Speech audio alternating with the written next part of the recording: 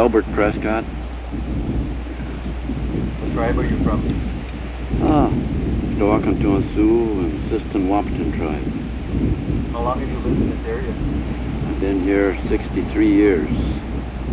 Your family's always been in this area? Well, my grandparents are my dad, and then were born in Shakopee. That's down 100 miles east of here. And they moved up here in 1907. I was born in 1913 here on this reservation. Lived here since.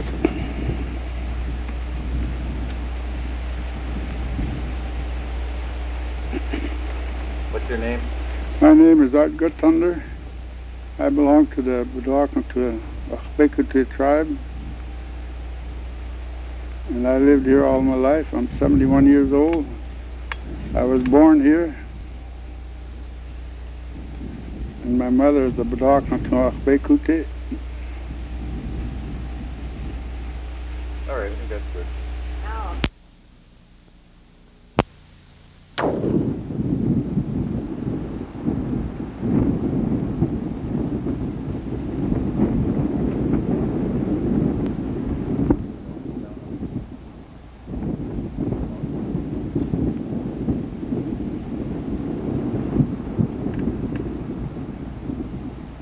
My name is Art Guttunder, and I live in the Lower Sioux community, Morton, Minnesota. And as far as I could remember, it seems to me like the times are the same as it was 35 years ago in the 30s. And we had a drought just like this last year. And most of the people on the reservation, I think, work out until the Reorganization Act came in, and they really had hard times. Wages were poor and there was no work. And later on, some of the people went off, left the reservation, get jobs any place they could go. But like me, I stayed here and I worked in the quarry for a good many years. It was hard work, but there was nothing else. And I stayed there till I retired on disability in 1964. And the people, I think, didn't have enough land to farm them years, so they went out and worked. Right now, the people, only a few of them are farming, not too much. And the rest of them are go out and find jobs wherever they could go. Of course, up till now, they made a lot of improvements on the reservation. A lot of people got wells, improvement on their houses, and it's they live in a little bit better comfort than they did years ago. Years ago, they didn't have no lights. Some of them didn't have water.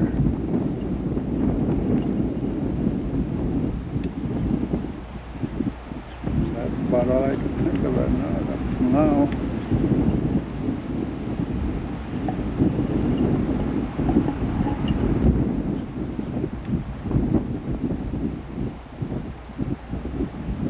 My name is Delbert Prescott.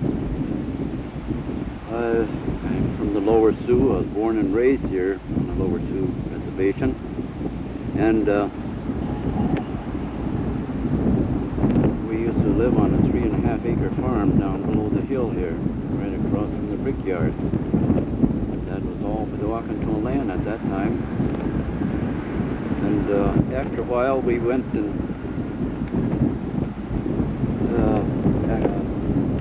there was WPA started in the community here, and they built up new homes, remodeled these homes on the reservation. There was no such thing as electric lights or anything. We didn't have no power for that purpose, but in the later years we've gotten them, these homes. under the Reorganization Act that came back in 1934, is when the government bought approximately 1,000 acres. They put these people on farms. They gave them 40-acre plots to live on, and they were farming for a period of years.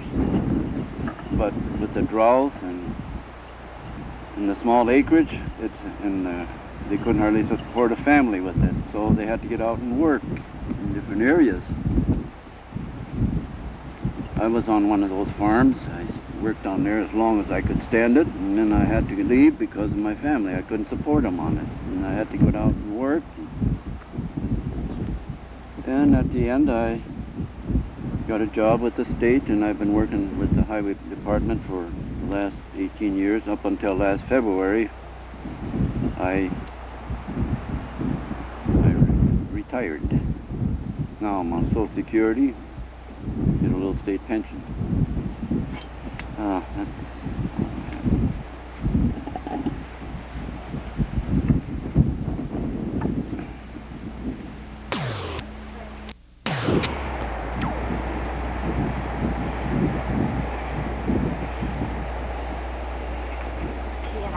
But I've hold this up here.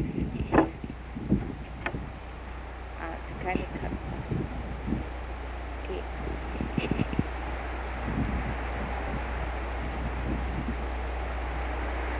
My name is Art Gutthunder, and I live in the Lower Sioux Reservation, Morton, Minnesota.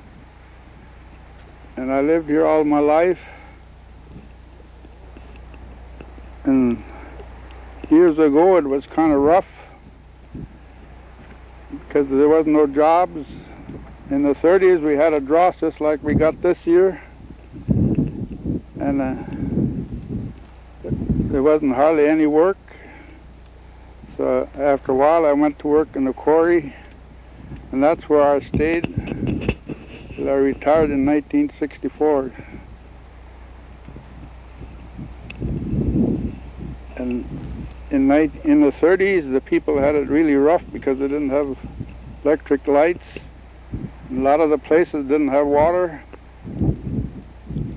At that time, they didn't get too much help from the government,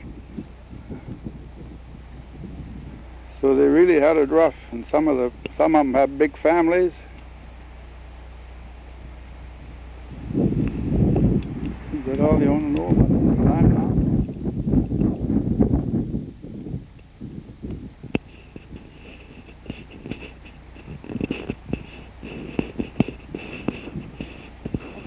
You might pass it over to Delbert.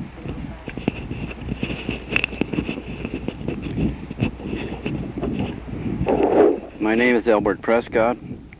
I've lived here on the Lower Sioux reservation here all my life. I lived about 1.5 miles north of here, down by the brickyards.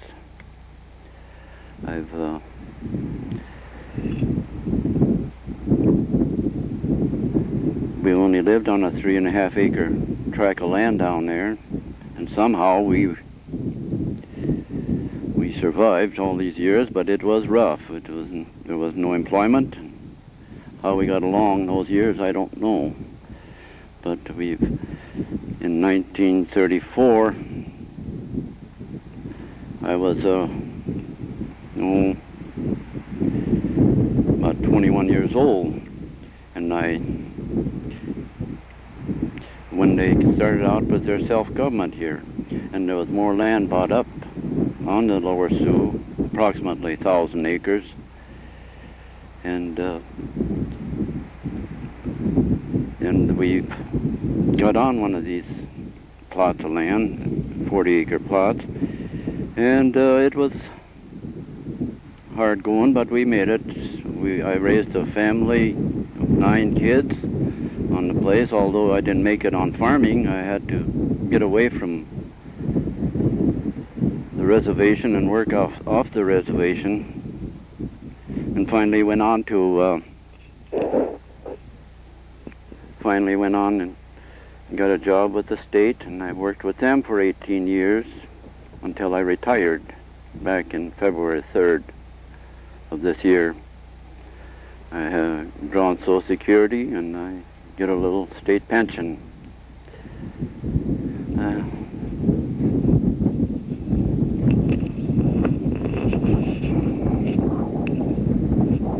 Here at our mission, the Bishop Whipple Mission, where we had a missionary by the name of Mrs. Salisbury, and people would go there and meet with him, and I think he was acquainted with all the people on the reservation here. And when the self-government started, well, when he first introduced it, we had meetings with him, and he explained the whole program to us. And when that was back about in 33, I'd say, I wouldn't say for sure just what the days were, but when he met with the people here and he explained the whole this self-government to them. And at that time, Johnson O'Malley for schooling and stuff like that was being explained to the people too, that if we went into self-government under the Johnson O'Malley, our school children wouldn't have to go to Pipestone, to the Indian school up in Pipestone. They would be left at home here, and they would be financed for their education through Johnson O'Malley. And that we could open up our Indian school here again, which was closed at that time. So these were all explained to the people, and they took a vote on it, and what sold them out the most is the younger people were landless, and they wanted to expand our reservation. So we voted on it, and the people all went along with it, and that's how we got to accumulate another 1,000 acres for our community here. And under that program, there was a revolving credit fund which people could use for livestock and for farming equipment. And I think they gave them their seed for the first year, and that's we went with, and and that's how we got started with our farming. Do you have anything to add to that, Art? Yeah, that's pretty close. Don't you? You got that running? Oh, well, they had $10,000, you know, for revolving funds. See, the government gave the Indians, but they had to pay it back. But the Indians only had to pay 3% interest. See, so that went along for 3-4 years. But you know, the farmers couldn't make a living on them small acreage, so the funds weren't coming in. So finally they abolished it. See, and we paid the government back, and it had a little left, but I don't know what happened to it. It was this $10,000 that we owed them. There was a portion of it paid back by the community, and the balance was it was a 10-year program. And when the 10 years came up, we had a balance of maybe $7,000 to pay back, which we used some of our community land, and we sold timber off of that land to pay back this delinquent debt we had. And after we did that, then the government decided we should keep that $10,000 for our community. And there we've used that $10,000 for, it was on an IIM account or something in that order, and it went on till we got, and then we started selling gravel, and we had an accumulation of money coming in. We had that $10,000 seeded, and once in a while the people from the Bureau would come down and ask what we wanted to use this money for, and we couldn't decide what we wanted it for. It wasn't quite enough to help everybody in the community, so we kept it in there, and we used, and then at the same time we sold some more timber. And then we had gravel that we sold some from, and I think it accumulated up to $80-some thousand, which we left with the Bureau in Bemidji. They handled our affairs at the time. So after a while, when they came down again and they asked us the same question, what are you going to use this money for? Well, we said we'd use it for fuel supplement. And that's how we opened up a community fuel supplement for each winter. And it didn't take long. We used it up. I think when you figure when you use $12,000-$15,000 each winter for that purpose, it doesn't take long to get rid of it. And there was no other income coming in at the time. But in the same time, we had some of the people that had deceased, their assignments were canceled, and that went into a community fund. So we've always got a community fund growing for us. Right now, I don't know offhand how much money we have in there now, or how many acres that is being rented out. But I think most of that bottom land down in the bottom area is all community land. And then there's some on the reservation on top of the hill here too that went into that. So, I don't know, Art, you got anything else to add?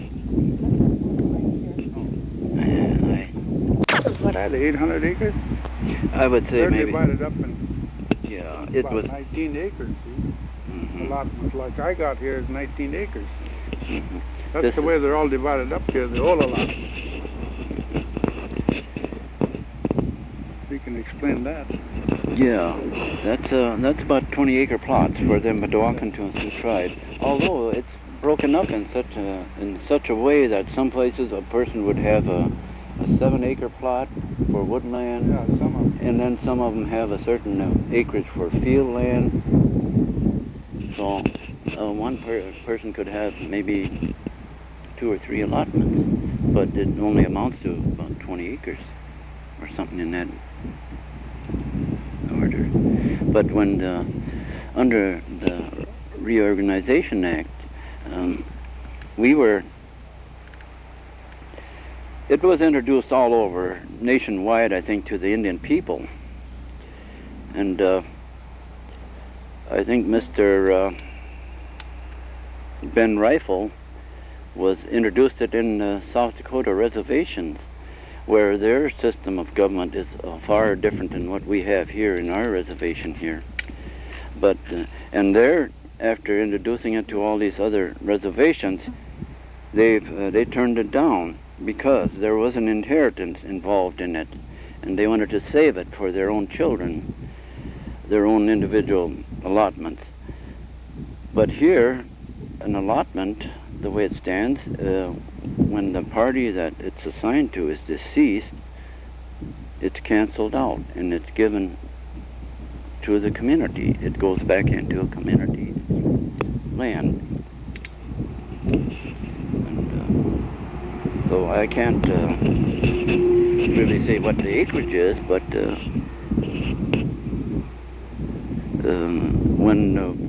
but that's what we're looking out for now, is to try to keep the home sites, and the acreage could go into a community fund for the people for fuel supplements through the winter months. I know Art here, and I feel the same way about it. When we're gone, there'll be only a home site left for whoever the heirs may be, and they in turn will be getting fuel supplement through the winter months for them. Although we have 20 acres now, and he's got 20 acres, and I've got 45 acres of tillable land there, but that is a program which I don't really know who started or who approved of or what, but that's the way it's going. You got anything to add, Doc? No, that's about it, I think.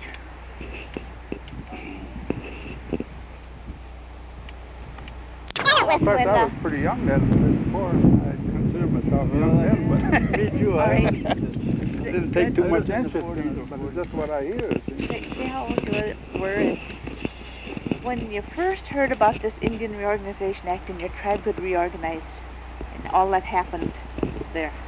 You can start. Okay.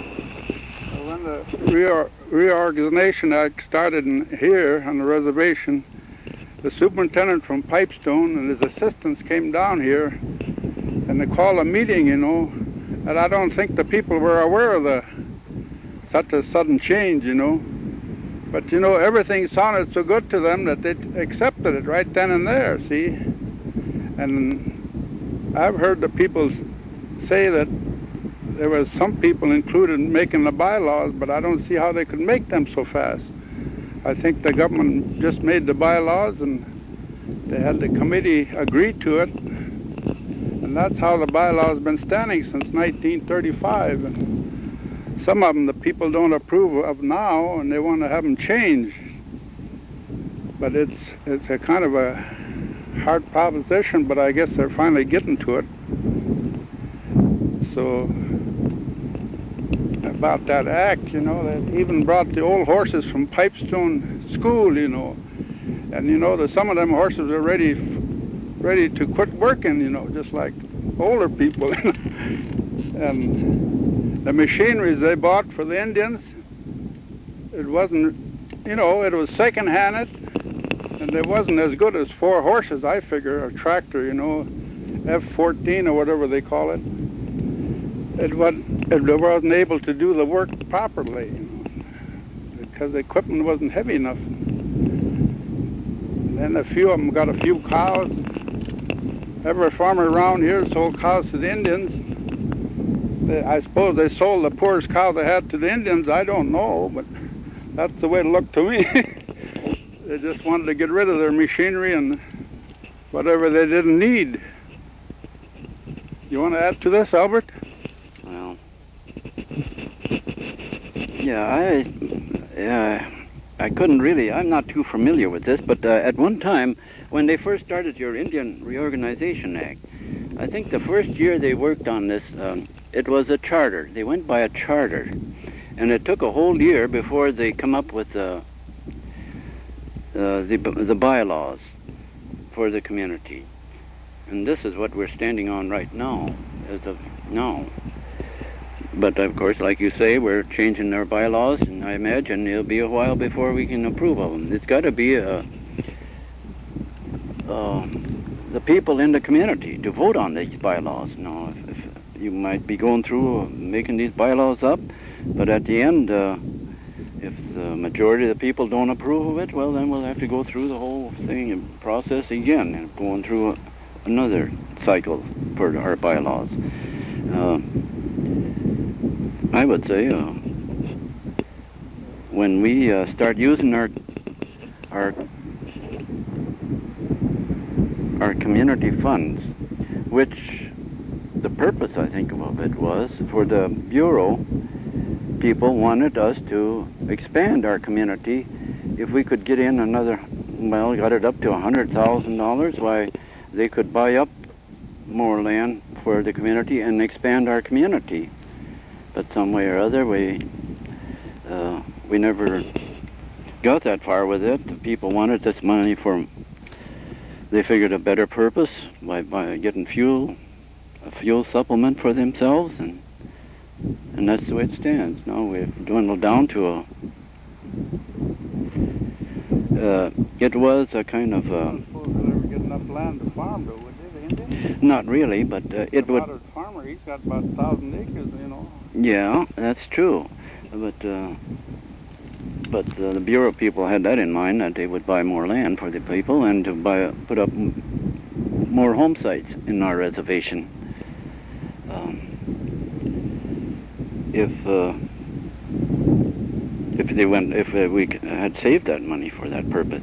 But then there's another drawback there. When we had a community fund going, a lot of our programming we were not eligible for. So this was discussed, and people said, well, why not get rid of our community fund and so we can get in on some of these programs that are coming up. And it is dwindled down, and we are getting some of these government programs in for our Indian people.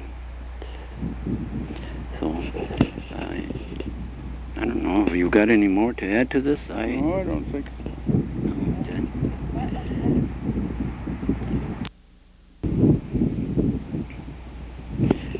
Yeah, when this Indian Reorganization Act started, we had a 5-member council, which consisted of a president, a vice president, a treasurer, and a secretary-treasurer. And these were voted in by the community people.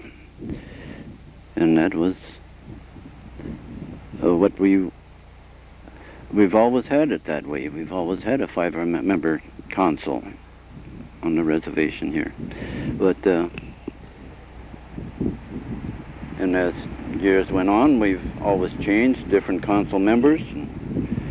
And in fact, there's not very many of those old council members living today. I imagine Tom Blueson would be one of the older ones. It'd be about the only one I can remember. When that first council was elected, I know there was Sam Bluestone, George St. Clair, Tom Bluestone, and if I recall, it was Moses Columbus and who would have been the fourth one? Sinclair? Yeah, I mentioned him. And I just can't recall the 5th one. But anyway, it's always been a 5-member council. Could it have been Gertrude Blue, the first one of the first ones? She's still living.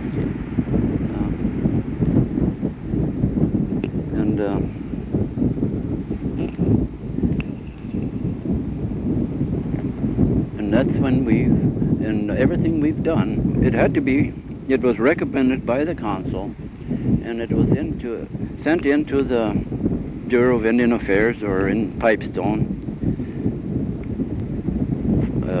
and we tried to. It was only recommendations. We could only recommend these things, and it is with their approval that these programs or whatever they were asking for would be final. So this is why right now the younger people don't realize that we have some overseers over us in a community like this. We just can't go out and go down here in the woods and cut wood and sell it to the outside of the reservation or do anything like that. We have guidelines to follow on our reservations here.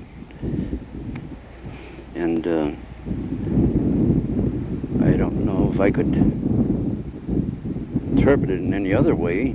It is restricted land that we're living on, and anytime you're on a non-taxable piece of land, there's somebody over you as an authority to tell you what you can do and what you can't do. And this has always been the case. But the younger generation now feel that they could do this and they can do that, but that would put our community into jeopardy. What were some of the issues that were important in the Untitled Chapter? How are they different? Are they still the same? I think most of them problems that come up now were problems of years ago too, but we didn't have much authority, like Albert said. So we just have to kind of follow their orders and try and get by, see? And when I was a choreman, I don't know, it's pretty hard to satisfy all the people, you'd have to, any issue that came up, you kind of have to go along with and try to make the best of it, because first place a chairman that ain't supposed to vote till it's just like a city council, see? The chairman don't really have the say, but up here, that something comes up and goes wrong, they jump the chairman, But that's a regular habit up here, and instead of blaming the whole council, they blame the chairman. There he is, see, and in the first place, he don't decide till the other councilman decides. If it's a tie vote, then he has a vote. It's just like a city council. And there wasn't too many issues brought up at the time when I was a council, and the money was kept at Bemidji. We couldn't, and that was the thing that, lately, that the money but it was handed to the council, see? And that's where we're having so much trouble now, because the people, you know, everybody wants the money, see? And just like when we allowed fuel oil for the people that are living up here, but then, you know, you got into friction, and people from town wanted to get in on it, and so it was quite of a contest amongst the councilmen to decide. But the people, it don't make no difference what you do. There'll be some of the people that are going to holler, see. So we try to get along as the best we can, and being on a council, you know, is quite a job,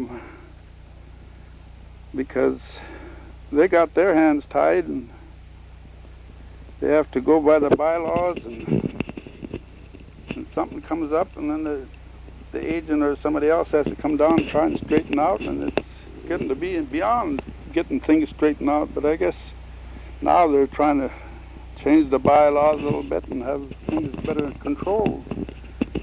And I think they should have more to say, you know. But it'll all come out in the wash, I hope. Is that enough? Do most of the people work out the reservation? Most of the people are still working out, and there's very few farmers. Delbert here is about the only one that's farming right now. But you know,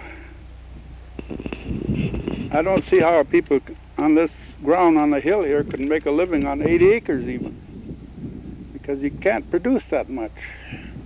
It's sandy, and if you don't get rain, you're just out of luck. You know, you're lucky if you can get your seed back like this year.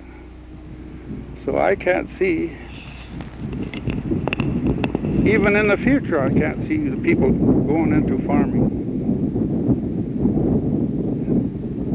So I don't know.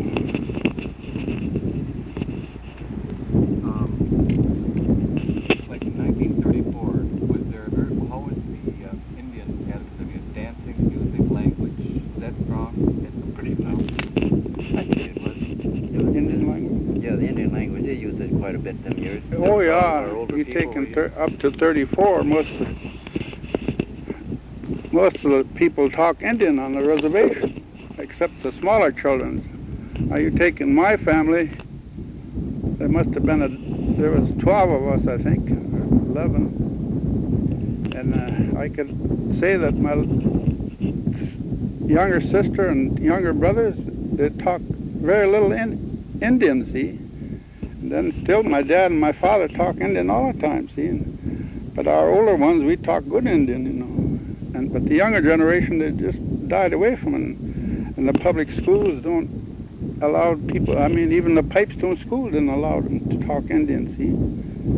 At that time, I never went to school in Pipestone, but my wife did, and she said they weren't allowed to talk Indian in school.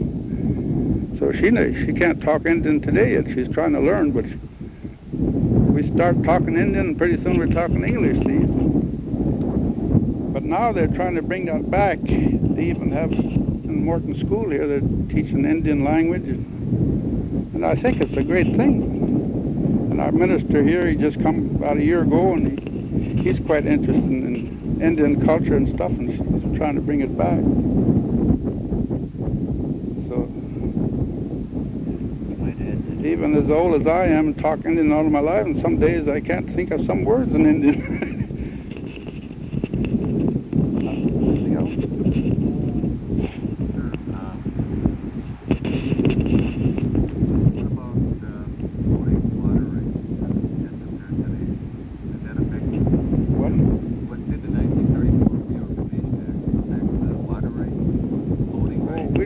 Too much of that here, do we? Albert? At least nobody ever talks about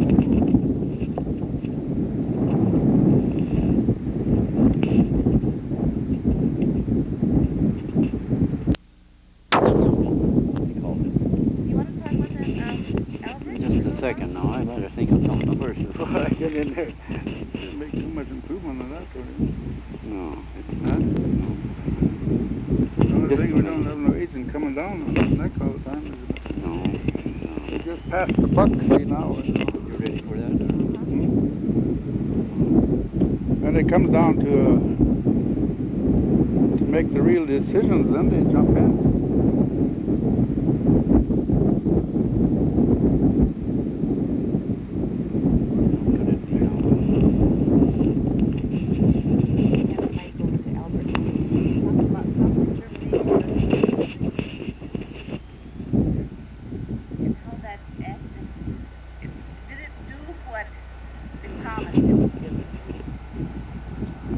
You're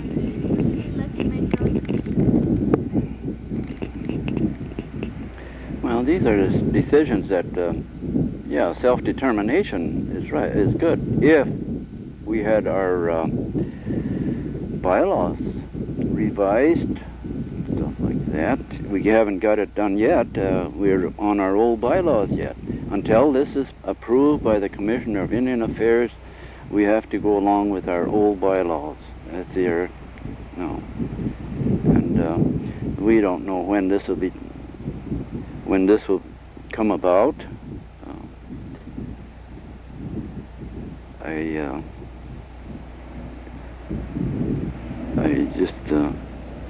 We're just starting now. The council is working on each household and asking what they want in their bylaws, on these new bylaws. And when this is all taken care of, and it'll be put into a book form and be read to the people in the community, and they in turn will vote on it, and that will be our revised bylaws for the Lower Sioux community.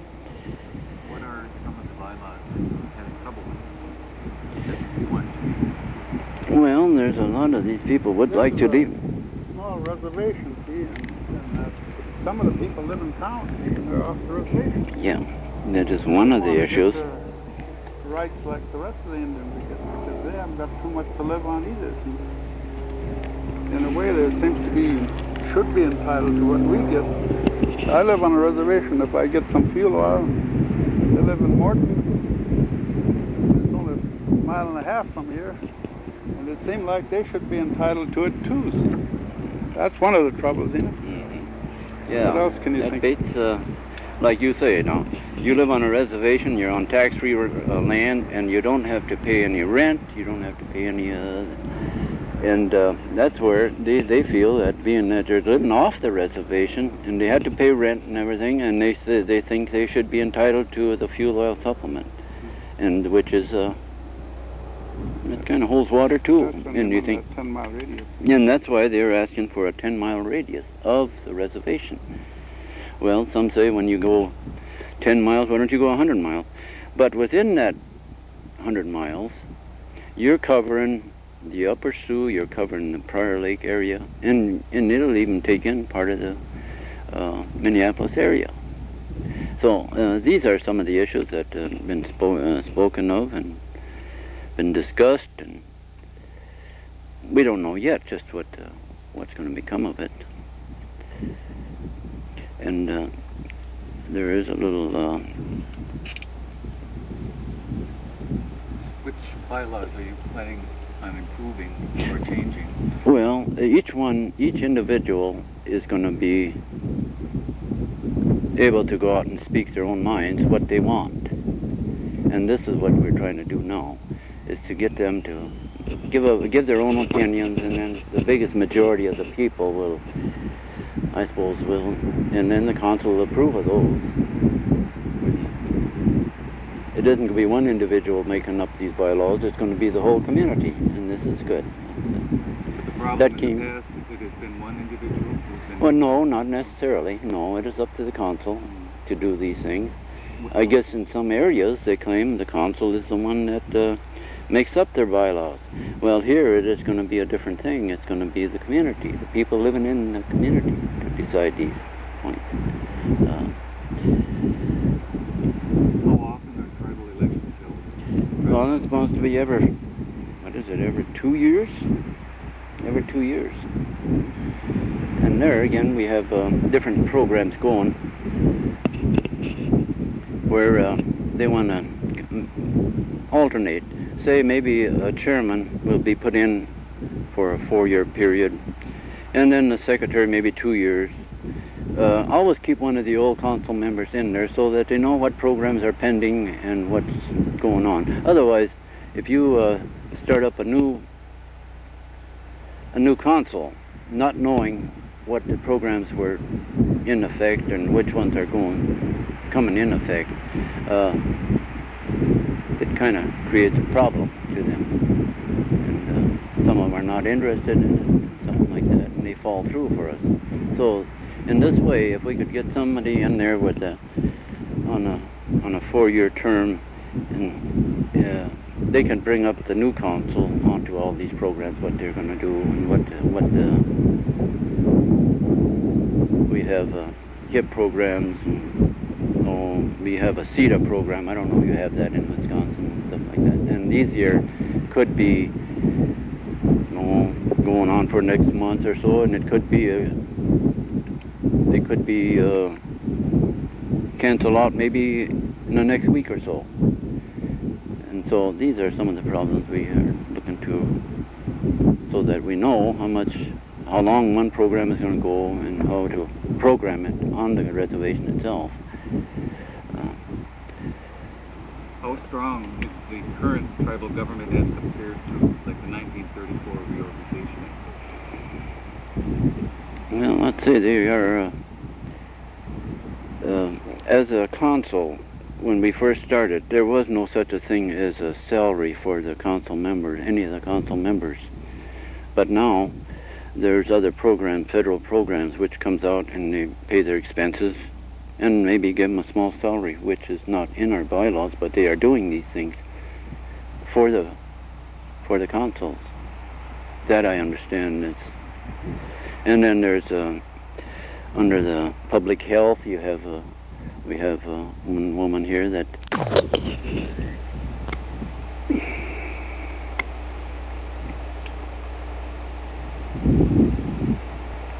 yeah. Well, before 1934, this was all Bedawkintown land. There have been approximately 700 acres here. And these were 20-acre plots. And a lot of it was not all farmland either. There was woodland. And I'd say most of it was a side hill. You take for about 1.5 miles down west from here, it was all side hill and just a few acres of farmland. And I was thinking a while back how it didn't even pay some of the Indian people to farm this land. They didn't have the equipment to go ahead and farm it. So a lot of this land laid idle for years.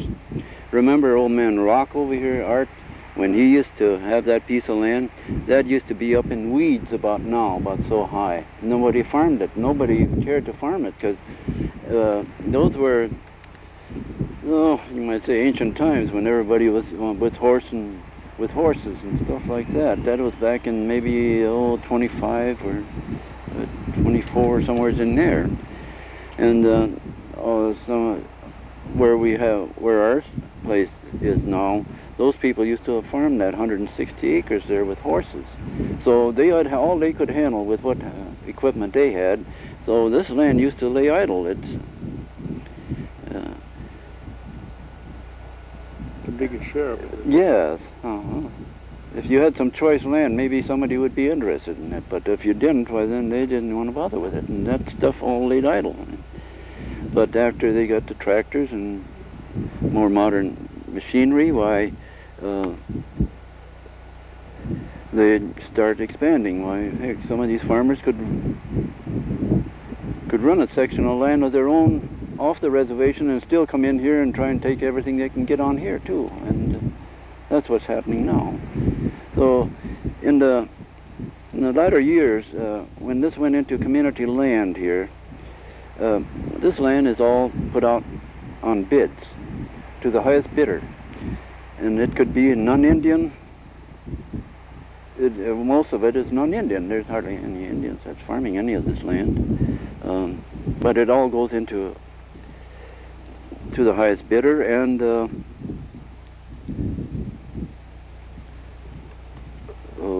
And this goes into our community funds, but this has to be approved by the Bureau of Indian Affairs.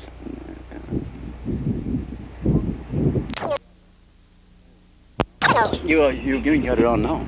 Oh, well, I was going to think about it. I was going to ask a question here, but that's okay.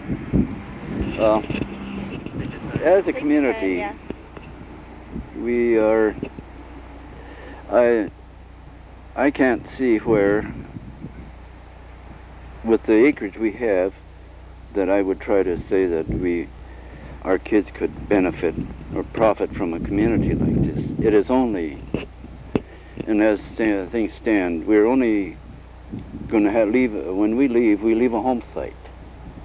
And without employment on a reservation, how could our younger people survive unless they were employed in the area, within the area, or something like that? These are some of the things I often wondered.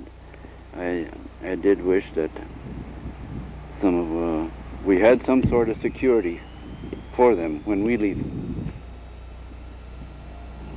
so that they can carry on with it.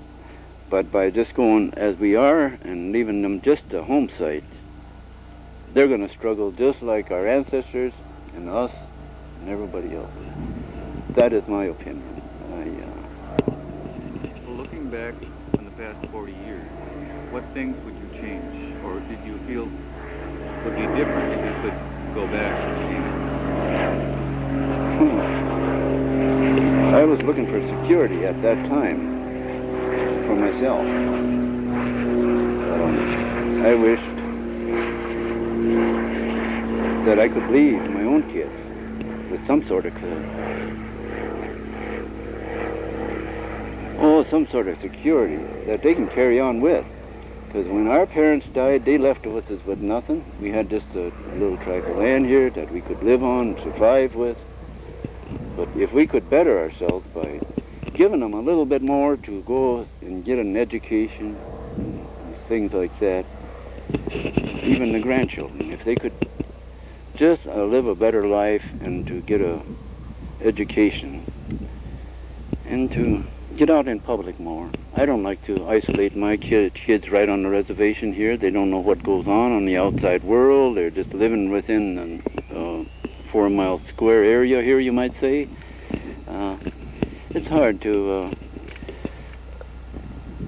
experience. Their experience is limited to the outside world. That's about it. I can't think of anything else. I don't know how I could add to that. I don't have no children, so I don't know what. Well,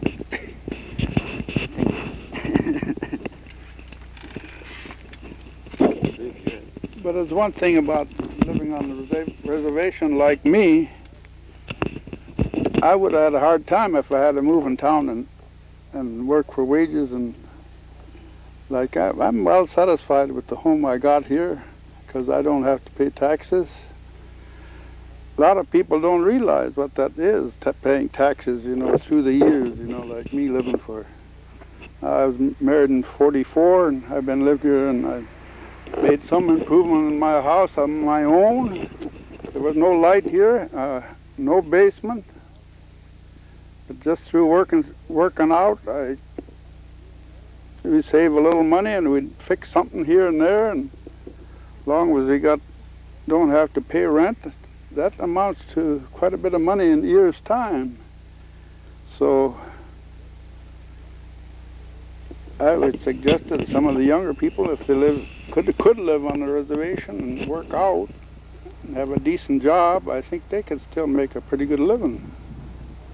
But you know, there ain't that many room for that many people on the hill either, unless they make improvements or improve houses and projects and stuff like that. Of course, they've done quite a bit by putting in wells and fixing some of the homes. So there's quite a bit of improvement since '34 is my notion. Some of the people are living halfway decent, you know, and you take a lot of visitors that come through the reservation here, they often wonder where the reservation is, see? And so they could see that much improvement But it's for a good number of years they never got nothing, you know. So there's some improvement. What do you think, Albert?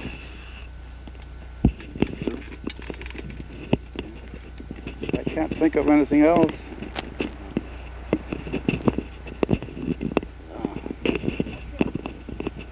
Yeah, if there's something else, maybe we can answer it. Otherwise, Yeah. I can't think of it. Yeah.